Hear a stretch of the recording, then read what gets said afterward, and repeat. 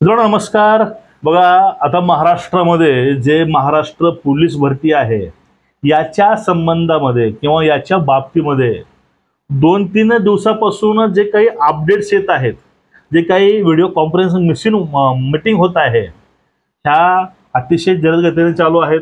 आणि यामध्ये काही महत्त्वाचे तुम्हाला मुद्दे सांगतो, कारण तुम्हाला यातून काही मिसगाईड होणार नाही, तुम्हाला माहितीही योग्य मिळेल. आता सगळ्यात महत्त्वाचा मुद्दा समजून घ्या. ह्या मीटिंग्स याच्या आधी होत असतात आणि या मीटिंग म्हणजे भरतीसाठी ज्या मीटिंग भरतीपूर्वी असतात त्या नाही. कारण ह्या जनरली मीटिंग या अटेंड कराव्या लागतात प्रत्येक जिल्ह्यातील अधिकाऱ्यांना. कारण आपल्या जिल्ह्यामधील म्हणजे प्रशासकीय तिथे संबंधित काही लोक आहेत डिपार्टमेंटचे, त्यांची मीटिंग घेऊन त्यांच्या माध्यमातून जे मनुष्यबळ त्या जिल्ह्यामध्ये कार्यरत आहे आणि ज्या ठिकाणी काही मनुष्यबळाची त्यामध्ये बघा बदल्या असतील, काही गोष्टी असतील, याच्या माध्यमातून त्यांची जागा जिथे रिक्त झालेली असेल अशा जागा, प्रमोशनच्या जागा, ज्या सगळ्या रिक्त जागेचा अहवाल त्यांना ठरवण्यासाठी आणि तो अहवाल ठरवून तयार करून तो आपल्या याच्यासमोर दाखल करून तो DG ऑफिसला दाखल करायचा असतो. प्रशिक्षणे व खास पथके त्यांच्याकडे.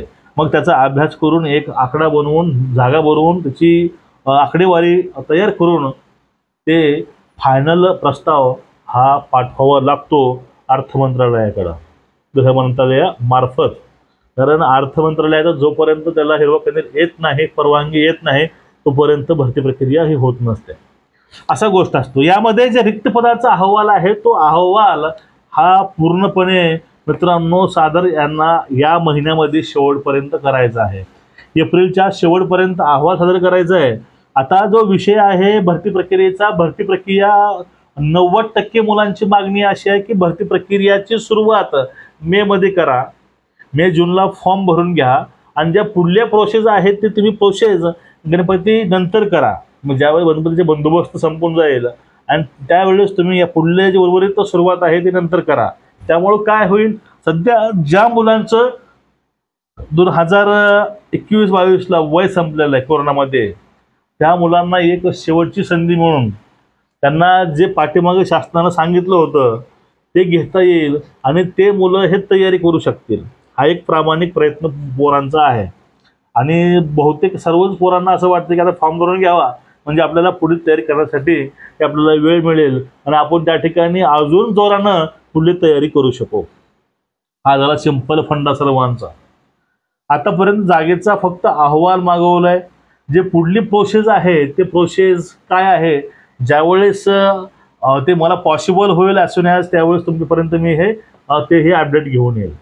हा झाला पहिला मुद्दा. म्हणजे या दोन्हीही मीटिंगचा अर्थ फक्त एवढा होता की रिक्त पदं जी आहेत ते रिक्त पदं त्या ठिकाणी मागून घेऊन ते जे पुढली भरती प्रक्रिया आहे ते राबवण्यासाठी त्यांना सोयीस्कर होईल. आता जर बघा याबरोबर जे सिमिलर जॉब्स आहेत त्यामध्ये पोलीस भरती आणि फॉरेस्ट गार्डची भरती आहे.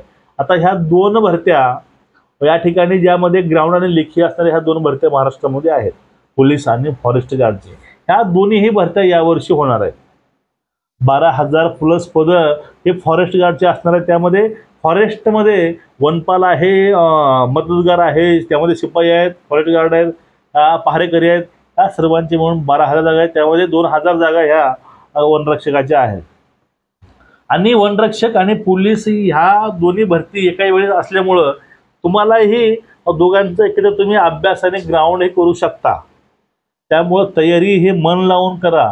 तुम्ही आता समजून घ्या, आता कुठले अपडेट नाही आले मेमध्ये एप्रिलच्या शेवटपर्यंत, तर तुम्हाला ऑगस्टच्या 15 तारखेनंतर तुम्हाला याविषयी अपडेट ऑफिशियल येईल. मग त्यावेळेस तुमची तारंबळ तिथं उडायला नको आहे आणि त्यावेळेस तुम्हाला तुमच्या डोक्यावरती असं ओझं आहे काय त्यावेळेस यायला नको आहे. मग सगळ्यांना विनंती आहे, अभ्यास हा टाइम टेबल लावून करा आणि ग्राउंडही करत चला. आता उद्या ऊन लागत आहे, उन्हाची पातळी आहे खूप वाढलेली आहे, त्यामुळं उन्हाची काळजी घ्या, भरपूर पाणी प्या, तुमचं डिहायड्रेशन होणार नाही आणि तुमच्या शरीराला पाणी कमी पडण्याची काळजी घ्या, उन्हाची काळजी घ्या, अभ्यास करा.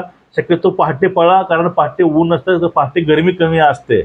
बाकी जीव आहे तर सर्व काही आहे, जान आहे तो जहान आहे. त्यामुळे काळजी घ्या आणि तयारी करा.